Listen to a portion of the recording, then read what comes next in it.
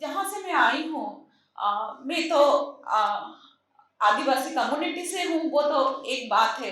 दूसरी बात है, जो हायर एजुकेशन, उच्च शिक्षा विभाग से मैं यूनिवर्सिटी में पढ़ाती हूँ, तो वहाँ जो सर्कल मिलता है जिनसे बात करने के लिए, स्टूडेंट हो गए, फैकल्टीज हो गए, तो जो विचारधारा, जो भी टेक्स्ट बुक एनालिसिस हम लोग करते हैं, तो वो परिषद काफ़ी अलग है। आज जो यहाँ का जो प्लेटफॉर्म मुझे मिला है वो काफ़ी अलग है एंड यूनिक है। और मेरी हिंदी इतनी अच्छी नहीं है, तो आप आई होप आप उसको सुन लेंगे। मैं कोशिश करूँगी ज़्यादा से ज़्यादा हिंदी बोलने के लिए। तो इसके लिए फिर से धन्यवाद। और मेरा ये विश्वास है, जो व्यक्तिगत चिंतन है एक बुद्धिजीवी होने के नाते, अगर वो चिंतन को हम समुदाय के साथ नहीं बांटेंगे, पर्टिकुलरली जो कम्युनिटी हम बोल रहे हैं, जिस कम्युनिटी के बारे में हम राय रख रहे हैं, खुद भी अपने उस कम्युनिटी को बिलोंग कर रहे हैं, उसके साथ अगर नहीं बांटेंगे, नहीं शेयर करेंगे, तो शायद वो चिंतन ज्ञान का परिभाषा नहीं हो सकता है। तो इसलिए ये जो बैठक है ये महत्वपूर्ण है, एटलीस्ट मेरे लिए तो महत्वपूर्ण है। आपके लिए क्या होगा तो वो बाद में हम बात करेंगे।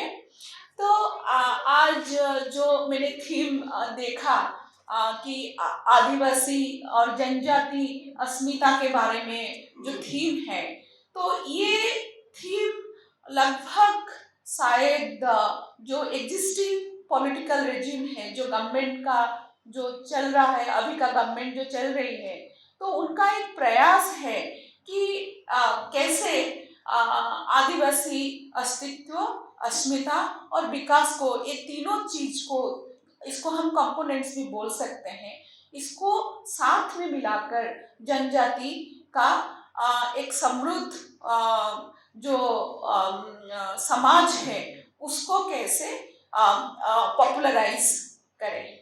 तो समृद्ध है, लेकिन पॉपुलराइजेशन आप उसका इतना नहीं हुआ है।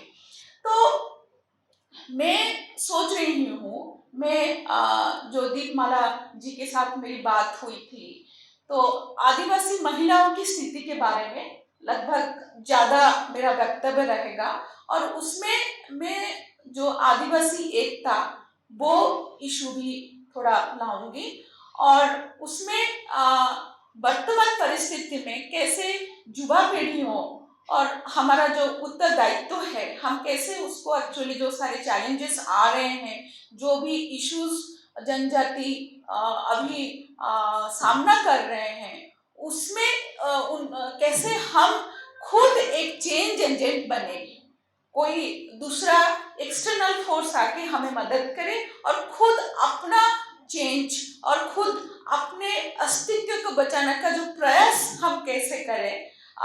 तो ये मेरा लेक्चर का मेन सेंट्रल मुद्दा रहेगा। तो पहले अगर हम अस्मिता की बात करते हैं और उसमें महिलाओं की स्थिति के बारे में बात करते हैं, तो साधारण तो मैं शुरू करूंगी कि जब भी हम महिलाओं की स्थिति के बारे में बात करते हैं, प्रथम चिंतन आता है कि हम उनको देखते हैं कि वो कितने इक्वल हैं पुरुषों के साथ।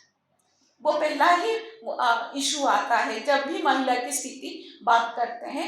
ये सिर्फ भारत में नहीं, आप जिस जगह भी जाओ, जहां भी ट्रैवल करो, तो ये इशू जब भी जेंडर इक्वालिटी की बात आती है, तो उसमें कंसर्न रहता है कि महिला का स्थिति का जो एनालिसिस वो पुरुष के तुलना में होना चाहिए। ये हिस्टोरिकली भी रह के आया है। तो उसमें अगर हम देखते हैं, हमको लगता है, और एक धारणा है, ऐसे मान सकते हैं कि जिसमें अगर जो पुरुषों को जो अधिकार, जो स्वाच्छंद्य मिला है, अगर महिला को मिल जाती है, तो एक धारणा है कि ऑटोमेटिकली ठीक है, समानता हो गई। ये एक धारणा है। तो लेकिन इस धारणा को जो भारतीय सभ्यता और भारत में भारत का इतिहास और उसका सब्सिक्वेंट डेवलपमेंट उस पर प्रश्न उठाया है। सिर्फ भारत नहीं, अगर आप देखेंगे जिस प्रांत में कॉलोनाइजेशन हुआ है, अफ्रीका को आप ले लो, सभी जगह में तो ये सारा क्वेश्चन उठा है कि महिला का जब समानता की बात हम करते हैं, ये सिर्फ पुरुष के साथ कंपैरिजन, ये एक पार्शियल अंडरस्टैंडिंग हमको देगा, ये कंप्लीट अंडरस्टैंडिंग हमको नहीं दे सकता, क्योंकि पुरुष और महिला दोनों का खुद का एक स्वतंत्र काम है। जैसे हम बोलते हैं ना, जो चाइल्ड बियरिंग कैपेसिटी सिर्फ महिला के पास है, वो हम किसी के साथ शेयर नहीं कर सकते हैं। और अगर इसको हम बर्डन सोचेंगे तो हम कुछ कंट्रीब्यूट नहीं कर पाएंगे सोसाइटी के लिए। हम जितना भी पढ़ ले, जितना भी अच्छे पोजीशन में रह ले, जैसे so called high status acquire कर ले, लेकिन हम अगर हमारा फंडामेंटल जो गॉड गिफ्टेड कैपेसिटी को अगर हम क्वेश्चन कर रहे हैं समानता को लेकर, तो ये आई थिंक ये सही तर्क नहीं है। ठीक है, तो ये जो चिंताधारा आई भारत सभ्यता से, और आप इसको भी ले लीजिए अफ्रीकन कॉन्टिनेंट से, तो उनका मुद्दा था कि नहीं, ये सिर्फ पुरुष और नारी के बीच में अंतर की बात नहीं है, ये नारियों के बीच में भी अंतर है। तो यहीं से एक्चुअली जनजाति महिलाओं की कथा आरंभ होती है। ये तो रह गए एक समानता का कथा, जो इक्वालिटी हम बोल रहे हैं। तो अगर ये जो चिंताधारा है, ये बेसिकली हमारे जो हम अभी बोल रहे हैं आधुनिक समाज का जो परिकल्पना हुई, तब से एक सोच आई कि मनुष्य को और व्यक्ति को अपना अधिकार मिलना चाहिए। लेकिन वो व्यक्ति कौन है, वो व्यक्ति कौन से, उसका जेंडर क्या है, उसका धर्म क्या है, और वो उसका रंग क्या है, वो चिंतन, वो आधार, वो उसके बाद आया। पहला आधुनिक सभ्यता का परिकल्पना आया कि ठीक है, हम लोग एक काम करते हैं, ठीक है, सबको इक्वली ट्रीट करते हैं, और कौन इंश्योर करेगा, कैसे ट्रीट किया जाएगा, संविधान करेगा। तो हमारे जो आधुनिक संविधान आए, अगर आप पाश्चात्य देशों में देखेंगे, आप फ्रांस को ले लो, आप यूएस को ले लो, उनमें वहाँ संविधानें आई, लेकिन वहाँ जेंडर इक्वालिटी की बात बाद में आई। और भारत ही एक ऐसा देश है जिसका संविधान इतना प्रोग्रेसिव है, जो फर्स्ट टाइम के लिए रिकॉग्नाइज किया कि हम सबको इक्वल राइट्स देंगे, सारे व्यक्तियों को इक्वल राइट्स देंगे, उसका जेंडर, उसका रिलीजियन, जो कौन से कास्ट को बिलोंग करता है, पढ़ा है कि नहीं, प्रॉपर्टी है कि नहीं, गरीब है, मजदूर है, ये कुछ मैटर नहीं करता है, वो नागरिक है। और दूसरा एक चीज हमारा संविधान ने किया कि जो ग्रुप्स हैं, जो कम्युनिटी हैं, उनको भी स्पेशल प्रेफरेंस दिया है संविधान में। फंडामेंटल राइट्स के आप तो अधिकारों के बारे में आई होप स्टूडेंट लोग बैठे हैं, कुछ जानते होंगे। तो जब भी आता है तो उसमें सिर्फ व्यक्ति के अधिकार की बात नहीं करती है हमारे जो फंडामेंटल राइट्स, वो उसमें कम्युनिटी के अधिकार के बारे में भी बात करती है। और इंडियन कॉन्टेक्स्ट में और भारतीय सभ्यता के कॉन्टेक्स्ट में अगर देखोगे, व्यक्ति और समाज परिपूरक है। अगर आप वेस्टर्न सिविलाइजेशन के कॉन्टेक्स्ट में देखोगे, व्यक्ति और समाज वो एक दूसरे को क्वेश्चन पूछ रहे हैं, कौन प्रायोरिटी है, व्यक्ति बड़ा है या समाज बड़ा है, राज्य राष्ट्र किसके लिए काम करे, ये उनका डिस्कोर्स है। लेकिन हमारे कॉन्टेक्स्ट में हिस्टोरिकली अगर देखेंगे, बिफोर इवन ब्रिटिश कॉलोनियलिज्म आने से पहले एंशिएंट सिविलाइजेशन को भी अगर हम लेते हैं, उसमें व्यक्ति और समाज परिपूरक हैं, और उसमें व्यक्ति का अधिकार का चिंतन पहले नहीं आया था, व्यक्ति का दायित्व का चिंतन पहले आया था। तो दायित्व जो आज हम बोल रहे हैं यंगर जनरेशन को, कि यंगर जनरेशन अपना ड्यूटी कब निभाएगी, तो आजकल हम बोल रहे हैं ना, टीचर ये सब बोल रहे हैं कि younger generation they need to learn about their duties. तो भारतीय परंपरा को हम जब लाते हैं तो हमारे एक्चुअली दायित्व बोध कर्तव्य वो प्रायोरिटी होता है। इवन जब भी राजतंत्र था तो राजा का धर्म ही देखा जाता। धर्म क्या था? धर्म था कि प्रजा का सेवा करना। हो सकता है जो आधुनिक सभ्यता के जो वर्ड्स हैं, जो शब्दावली है, जैसे हम बोल रहे हैं नागरिक और प्रजा में अंतर है, ठीक है। तो नागरिक हम जब बोल रहे हैं, हमको लग रहा है कि मैं कुछ हूँ और राष्ट्र है मुझे प्रोटेक्ट करने के लिए, मेरे लिए राष्ट्र है। लेकिन प्रजा के केस में ये नहीं है। प्रजा के केस में ये पिक्चराइज किया गया है कि नहीं, मैं जो राजा है उसका सम्मान करूंगी या करूंगा और उसका अनुगत्य रहूंगा, उसके बदले में वो मुझे सुरक्षा देगा। लेकिन भारतीय चिंतन में वो नहीं है। भारतीय चिंतन में राजा प्रजा के लिए है। आप जो भी महाभारत पढ़ लो, रामायण पढ़ लो, ये सारे वो ही बोलते हैं, वो प्रजा का वह शब्दावली प्रजा है, राजा का शब्दावली है, लेकिन वहां पर कर्तव्य एग्जिस्ट करता है। राजा क्यों है? क्योंकि उसको कर्तव्य निभाना है, उसको वहां पर कोई अपना अधिकार जताना नहीं है। तो ये परंपरा रहा है।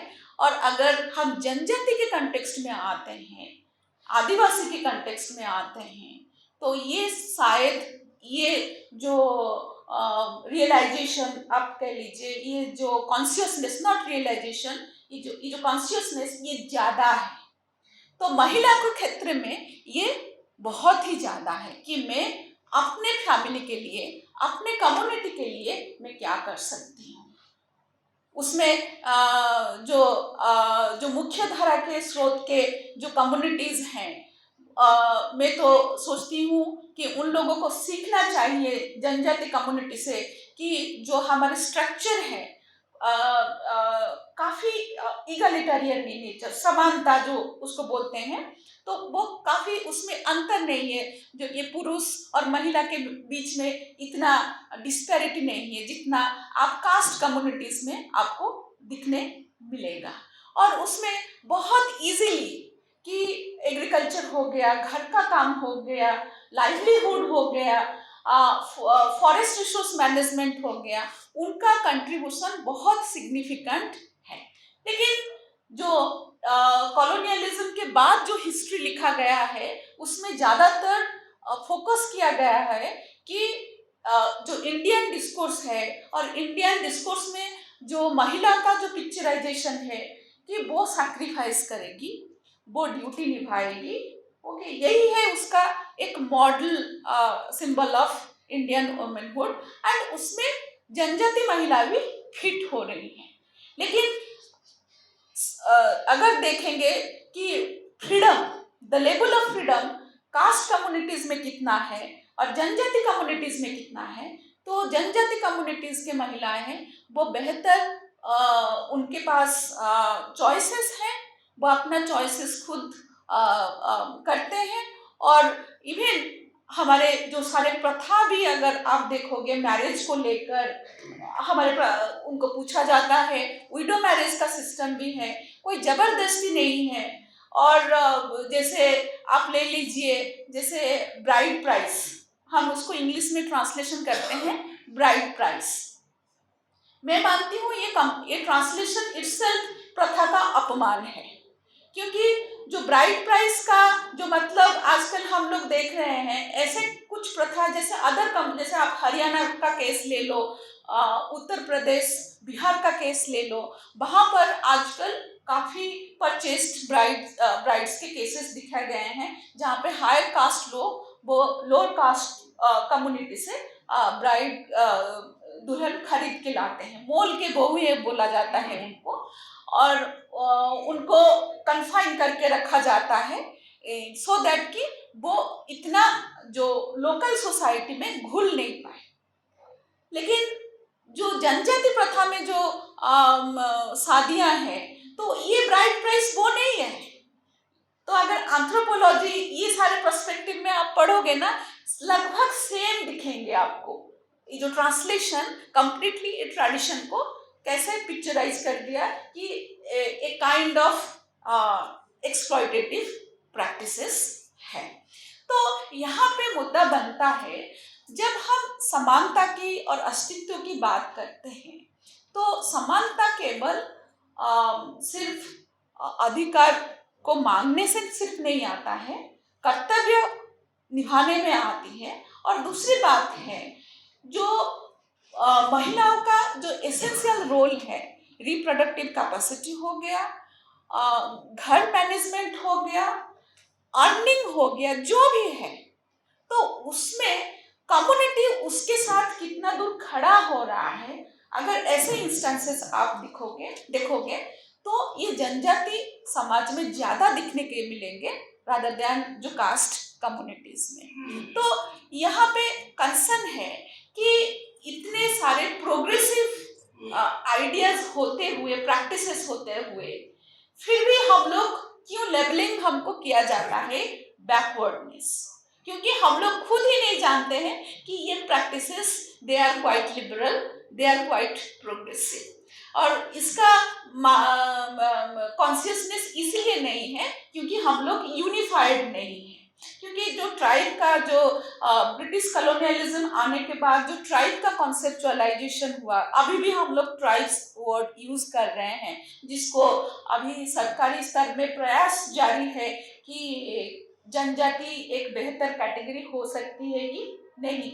मैंने एक कॉन्फ्रेंस किया था, उसमें काफ़ी ट्राइबल कम्युनिटी से, फिलोसफी से प्रोफेसर्स आए थे और पॉलिटिकल थ्योरी से प्रोफेसर्स आए थे। चर्चा हुआ कि एक्चुअली कौन सा टर्म बेटर है। जैसे हम लोग यूज कर रहे हैं आदिवासी और वनवासी और जनजाति, तो काफ़ी चर्चा हुई। तो फाइनली एक कंक्लूजन आया, क्या जनजाति एक जो गवर्नमेंट यूज कर रही है वो क्या एक बेटर टर्म हो सकती है? उसके बेसिस में क्या ट्राइब्स को पॉलिटिकली मोबिलाइज किया जा सकता है? क्या ट्राइब्स उसमें सहमत है? ये सारा क्वेश्चंस के ऊपर मैं सोच रही हूँ। जो कम्युनिटी से जो बुद्धिजीवी हैं वो सब उसके बारे में सोचना चाहिए और लिखना भी चाहिए। और जो हमारे युवा हैं उनके अंदर से भी आवाज आना चाहिए कि एक्चुअली वो खुद को क्या सोचते हैं। क्योंकि जो पिक्चराइजेशन आदिवासी, वनवासी और ट्राइब्स, ये कंप्लीट नैरेशन को, कंप्लीट जनजाति को रिप्रेजेंट नहीं कर पा रही है। समहाउ कहीं पे कहीं ना कुछ छूट रहा है। तो अगर हम यूनिटी, सॉलिडरिटी, एक साथ उठने की बात कर रहे हैं, तो हमें सोचना होगा कि हमारे अस्तित्व को बजाय रखने के लिए कौन सा टर्म बेहतर है और हमें उस पर काम करना होगा। देन दूसरी बात आती है, जब भी हम महिलाओं की स्थिति के बारे में बात करते हैं तो यहाँ पर मैं कहूँगी ज़्यादातर युवाओं का बात करूंगी। जो हम लोग बोल रहे हैं कि आज सुबह ही बात हुई थी घनश्याम जी से कि कौन बच्चे अच्छे कर रहे हैं, बॉयज अच्छे कर रहे हैं या गर्ल्स अच्छे कर रहे हैं कम्युनिटी से। तो उनका रिस्पॉन्स आया कि नहीं, लड़कियां ही अच्छी कर रही हैं इवन ट्राइबल कम्युनिटीज में। मेरे इलाका में भी वही है लड़कियां अच्छी कर रही हैं। तो यहाँ जो केस है कि ऑब्वियसली टैलेंट का इशू नहीं है, टैलेंट तो है। अगर उनको मौका मिलेगा तो वो डेफिनेटली अच्छा करेंगी और अच्छा परफॉर्म करेंगी। और यहाँ पे उनको उनका चैलेंज है क्योंकि उनको 4 लैंग्वेजेस एक साथ सीखनी है। जैसे हो गया उनका खुद का लैंग्वेज और स्टेट का लैंग्वेज, और हो गया हिंदी, और हो गया इंग्लिश। तो मैं जब पढ़ रही थी तो मेरा सबसे बड़ा फैसिनेशन था कि दैट कैसे मैं अच्छा इंग्लिश बोलूं तो ये मेरा एक था कंसर्न था, क्योंकि हर स्टेप में एक दबाव था कि ये तो ट्राइबल कम्युनिटी से है, ये नहीं कर पाएगी, ये नहीं होगा, आप नहीं लिख पाओगे, आप नहीं कर पाओगे। तो पहले मुझे समझ में नहीं आता था कि ये ऐसे क्यों बोल रहे हैं। फिर धीरे धीरे मुझे लगा मैं ठीक है एक बार पूछ लेती हूँ क्यों ऐसे बोल रहे हैं कि आप नहीं लिख पाओगे।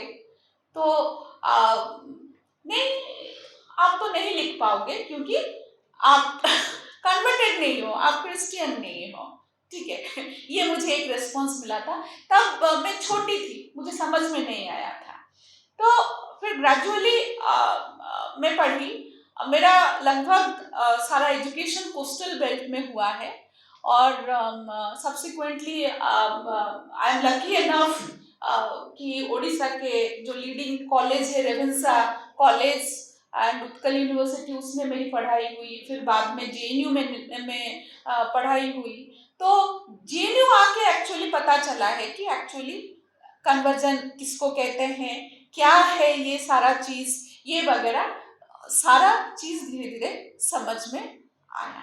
और उसमें भी समझ में आया कि अरे ये जो बैकवर्डनेस का जो लेबल लगा रहे हैं, ये बैकवर्डनेस का जो लेबलिंग करने में इनका डायलॉग तो एक तरफा है कि आप मटेरियली आपको प्रोग्रेस करना है, और दूसरी है आपको अच्छी इंग्लिश बोलनी है, तभी जाके आप ऑकवर्ड लगोगे, तभी जाके आपको लगेगा कि you have joined the status of elite club, तो तभी जाके आप हो गए डेवलप्ड। ठीक है। तो ऑब्वियसली यंग जो बच्चे आ रहे हैं, तो अगर वो कॉम्पिटिटिव है, उनके बीच में ये संघर्ष जारी रहता है कि मैं बेहतर कैसे बनूं, सो दैट कि मेरे कम्युनिटी, मेरे माँ बाप मेरे लिए प्राउड फील करे। और लड़कियों के लिए चैलेंज है कि नहीं, ये करना ही है, क्योंकि मेरी शादी हो जाएगी। ओके, अगर नहीं करूंगी तो मेरे शादी कर देंगे। तो मुझे कुछ जल्दी ही करके दिखाना है घर में कि मैं ये बन सकती हूँ। मेरे मेरे सामने भी वही चैलेंजेस थे। तो मैं घर में ये सारा चीज को एड्रेस करके फिर साइमल्टेनियसली जो बाहर का जो एनवायरनमेंट है, नहीं अच्छा इंग्लिश बोलना, ठीक है, ये टेक्स्ट पढ़ोगे तो आपको लगेगा कि आप डिस्कोर्स कर पा रहे हो, ऐसे बोलोगे तो आप कर पा रहे हो। ये ग्रेजुअली करते करते मैंने सोचा अरे ये तो वही बोल रहे हैं ना कि ठीक है, अगर मार्जिनलाइज्ड खुद अपना वॉइस लाए, खुद अपने बात रखे, ये लोग उसको क्यों प्रोत्साहन दे रहे, तो हम लोग बोलेंगे, और हमारा लैंग्वेज क्यों बैकवर्ड है। तो ये चिंतन भी मेरे मन में आया। और दूसरी बात है, मैं मेरी कलीग्स, कुछ कलीग्स हैं, उनके साथ जो कभी कभी आर्गुमेंट होते हैं, तो मैं बोलती हूँ देखो, एक तरफ तो आप बोल रहे हो कि ठीक है, मार्जिनलाइज्ड कम्युनिटीज आप बोल रहे हो, उनको रिकॉग्निशन मिलना चाहिए, उनका लैंग्वेज को एक स्टेटस मिलना चाहिए। तो और दूसरी तरफ आप एक लेबल करके बैठे हो, नहीं आपको इंग्लिश भी बोलने। तो कितने जो इंग्लिश बोलते हैं, कितना आके एक्चुअली जनजाति कम्युनिटी का भाषा जानते हैं। जैसे बच्चा आके पीएचडी थीसिस लिख रहा है, कितने जो ट्राइबल के ऊपर जो रिसर्च हुए हैं, कितने बच्चे खुद अपने प्रयास से जो जाते हैं सैंपल कलेक्ट करने के लिए फील्ड को, वो उस जनजाति का भाषा कितने लोग जानते हैं। तो ये आप इसको तो आप एनकरेज नहीं कर रहे हो, तो सिर्फ कहने से क्या हो जाएगा। सिर्फ मेरा और वो जो जनजाति कम्युनिटी का उस प्लेस से आना दिल्ली तक, और बाहर जाना, विदेश में भी पढ़ाई करना, ये फाइनली उसका क्या होगा। फाइनली वो तो सांताली कम्युनिटी से तो कोई दूसरा नहीं बन जाएगा, जितना भी मटेरियल अचीवमेंट कर ले, सॉफ्टवेयर इंजीनियर बन ले, नासा में भी काम कर ले, बट फाइनली दैट पर्सन वो remain to be that community, वो कोई चेंज नहीं कर पाएगा। तो what is wrong in sustaining that language? तो ये मेरा सवाल रहा है मेरे कलीगों के पास। और उसमें मुझे पर्टिकुलरली जो जेंडर कंसर्न जब मैं लाती हूँ, जब फाइनली जो महिलाओं के केस में लाती हूँ, तो वो बोलते हैं कि अरे आपके पास तो, आपके कम्युनिटी के पास तो महिलाओं के पास चॉइस है। तो चॉइस, तो मैं बोलती हूँ हाँ चॉइसेस है, लेकिन कभी कभी क्या होता है ना, चॉइसेस भी एक्सरसाइज करने के लिए हमारे लेवल ऑफ मैच्योरिटी एक होना चाहिए। जो अभी मैं पहले सोच रही थी उसके ऊपर कुछ मंतव्य नहीं रखूं, जो कन्वर्जन वीडियो दिखाया गया है। एक्चुअली हमारे समाज से जो काफी लड़कियां आती हैं, तो दूसरे कम्युनिटी का परसेप्शन है कि ओके ठीक है, ये लोग अपना खुद का लाइफ पार्टनर वो चूज कर सकते हैं, तो हम उसको अगर अल्यूड करेंगे वो ऑटोमेटिकली आ जाएंगे। तो जो उनका एज है, जो उनका स्टेज है, वो उस कंडीशन में नहीं है कि खुद का अच्छा बुरा सोचने के लिए। लेकिन दूसरे कम्युनिटी का परसेप्शन है कि ये लोग ऐसे ही हैं। तो मेरा कहना, मैं काफी जो स्टूडेंट, जो यूनियन, जो एसोसिएशंस वगैरह में मेरा वक्तव्य रखती हूँ कि आपको कहना है, आपको जाना नहीं है तो कंप्लीटली यू हैव टू से नो। कोई आपका फायदा कैसे ना उठाए, उसके लिए आपको सतर्क रहना है। और ऐसा नहीं है कि आपको फिर चॉइसेस नहीं मिलेगी। आप आज इसको रिजेक्ट किए हो तो कल आपको कोई नई चॉइसेस मिलेगी। आप खुद के ऊपर कॉन्फिडेंस रखो। तो ये मेरा हमेशा प्रयास रहता है, जो भी स्टूडेंट यूनियन जहाँ पे मैं एड्रेस करती हूँ, और पर्टिकुलरली पेरेंट्स को जब एड्रेस करती हूँ, मैं बोलती हूँ कि आपकी जिम्मेदारी है आप अपने बच्चों को कैसे कॉन्फिडेंट बनाएं। आप उनको मत बोलिए कि आप बैकवर्ड हैं। बार बार बैकवर्ड बोलने से उनके बीच में एक साइकोलॉजिकल स्थिति बनती है कि ठीक है, अगर कम्युनिटी से मैं बाहर निकल जाती हूँ, माइग्रेट कर जाती हूँ, तो मेरा शायद जो सेंस ऑफ बैकवर्डनेस मुझे छोड़ देगा। ये सच्चाई नहीं है। आप उसके साथ संघर्ष करो। जो भी आपका अस्तित्व है उसको पकड़ के खड़े होकर आप संघर्ष करो। फाइनली आपको सक्सेस मिलेगी। हो सकता है, ऐसा नहीं है कि कोई कितना मटेरियल अचीव करे, वो दूसरी बात है, लेकिन आप अपना एक अस्तित्व बनाओगे। तो इस संदर्भ में जो आती है कि कैसे एकता एक्चुअली जागरण करना है, कैसे मैं सिंसियरली मैं धन्यवाद करूंगी जो जनजाति मंच का, कि उन्होंने एक्चुअली में सारे जो अपना क्षेत्र है वहां जाकर काम कर रहे हैं, और डिटेक्ट कर रहे हैं कि कैसे जनजाति किस परिस्थिति में है, किस वजह से वो कन्वर्ट हो रहे हैं। लेकिन यहाँ पे भी एक मुद्दा है कि अगर हम सोच रहे हैं कि एक नेशनलिस्टिक पोजीशन ले, क्योंकि अभी का गवर्नमेंट का जो स्ट्रेटेजी है कि वो जनजाति का अधिकार की तो बात करता है, अस्तित्व की तो बात करता है, लेकिन उनको जो नेशनलिस्टिक फ्रेमवर्क में जो लाने के लिए जो एकता चाहिए, वो जनजाति की सहमति बिना नहीं हो सकता, वो जबरदस्ती नहीं हो सकता। और उसमें दो मुद्दे एक हैं, एक तो कन्वर्जन का इशू रहा है, तो उसमें रेडिकल पोस्चरिंग के अलावा जो संगठनिक तौर पे जो कर रहे हैं, मेरा सुझाव है, ये मेरा व्यक्तिगत सुझाव है कि हम अकोमोडेशन की बात करें, क्योंकि फाइनली वो लोग हमारे ही हैं, और अगर हम उनको अकोमोडेट नहीं करेंगे, कोई दूसरा आके उनका फायदा ले जाएगा। जैसे माओइस्ट वायलेंस के साथ आदिवासी का जो संघर्ष हुआ है, उनका पिक्चराइजेशन अगर हम देखते हैं, आदिवासी सफर किए हैं, ठीक है। और जो दूसरा इशू है डेवलपमेंट और एनवायरनमेंट को लेकर, जिसमें कि जो अगर हम डिस्प्लेसमेंट का इश्यूज देखते हैं, काफी सारे जगह में जहाँ पे डेवलपमेंट प्रोजेक्ट्स आए हैं, तो उसमें ज्यादातर अब एक्टिविस्ट ले लो, एनजीओज ले लो, उनका फेस होता है, उनका अगर आप कवर पेज देखोगे रिपोर्ट का कवर पेज होता है एक ट्राइबल वुमेन जैसे डिस्ट्रेस कंडीशन में है, डिस्प्लेस हुई है, ऐसे पिक्चराइज करके वो रिपोर्ट बनाते हैं, ठीक है। तो डेवलपमेंट प्रोजेक्ट में डिस्प्लेसमेंट तो होगा, ये तो सभी जगह की स्टोरी है, लेकिन मेरे कहने का यहाँ मेरा कंसर्न है कितने ट्राइबल कम्युनिटीज अपने तरफ से जाके जो कम्युनिटीज डिस्प्लेस हो रहे हैं उनके साथ खड़े हो रहे हैं। जैसे उड़ीसा के, मैं उड़ीसा से हूँ, उड़ीसा की बात करती हूँ। जैसे आप ले लीजिए कोरापुट जिला, रायगढ़ जिला, ये सारे जिले बहुत सारे अफेक्टेड हुए हैं डिस्प्लेसमेंट प्रोजेक्ट में।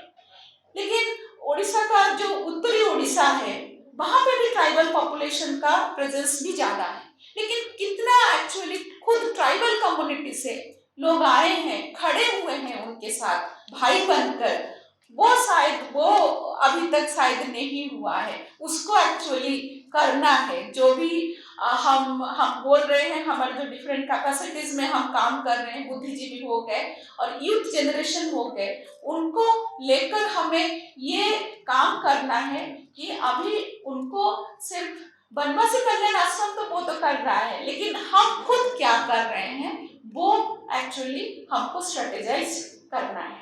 और आखिरी बात, जो अभी जो माइग्रेट कर रहे हैं, माइग्रेशन मतलब यहाँ मैं सूचित करती हूँ जो एजुकेशन जिनको मिल गया है वो शहर चले गए, ठीक है, वो वहाँ रह गए, तो ग्रेजुअली मैं एक क्राइसिस देख रही हूँ। काफी सारे फैमिलीज वो उनके बच्चों को अपना लैंग्वेज नहीं सिखा रहे हैं, ठीक है, और उनके बच्चे जो अर्बन कल्चर है उस कल्चर में कंप्लीटली मतलब डूब गए हैं, वो भूल गए हैं वो एक्चुअली कहाँ से ओरिजिन कर रहे हैं। तो ये एक गैप आ रहा है। ये जो पहले डिस्कोर्स था ट्राइब क्या कास्ट है क्या, तो अभी ट्राइब एक क्लास फ्रेमवर्क में जा रहा है और उस एक्चुअली उससे हमको बचाना है उनको, क्योंकि फाइनली अगर हम देखेंगे हमारा जो अस्तित्व, हमारे जो प्रेसिडेंट द्रौपदी मुर्मू जी ने बोला और सारे जो जननायक हैं वो रिसोर्सेस के लिए लड़ाई किए हैं, इकोलॉजी के लिए लड़ाई किए हैं, ऑटोनॉमी के लिए लड़ाई किए हैं। तो अगर वो ही चला जाएगा, काफी सारे जनजातीय कम्युनिटी अभी तक नेचर के ऊपर डिपेंडेंट हैं, तो उनका क्या होगा?